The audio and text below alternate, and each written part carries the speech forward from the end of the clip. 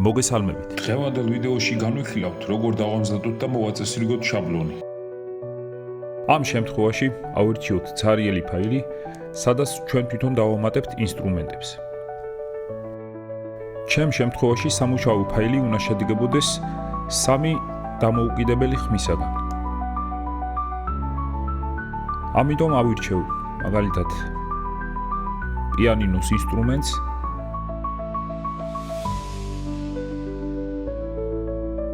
და დავამატებთ ერთ ხმას კიდევ. მის დასამატებლად ვიოლინოს გასაღებზე დავაკლიკოთ მარჯვენა ღილაკს. ეგ შევიდეთ staff, add above staff. ჩემი სამუშაო ფაილის შემთხვევაში საჭიროა რომ ზედა ორ ხმაში ოქტავით დაბლა ჟღერდეს ნოტები. თუმ ვიოლინოს გასაღებს დავუმატებთ ოქტავით ქვევით ჟღერადობას. პირველ ორ ხმაში.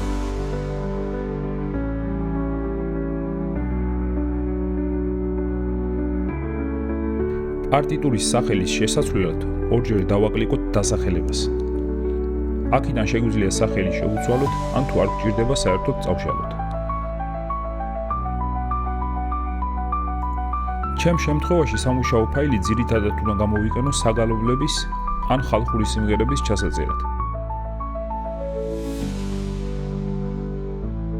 ვინაიდან და რადგანაც სიმღერებში და საგალობლებში არ აგვაქვს განსაზღვრული მეტრული ზომა, ჩემ სამუშაო ფაილის შემთხვევაში 4/4 არ გამომადგება.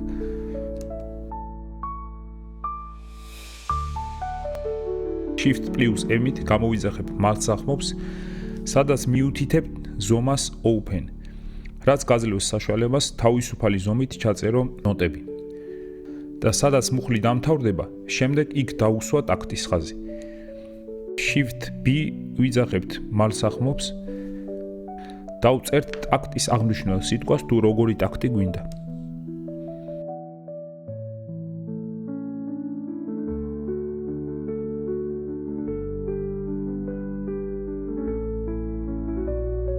სამუშაო ფაილის მოწესრიგებისათვის წავშლით ნოტებს და შევინახავთ სუფთა ფაილს, რათა შემდგომი გამოყენებისთვის მზადყოფნაში იყოს.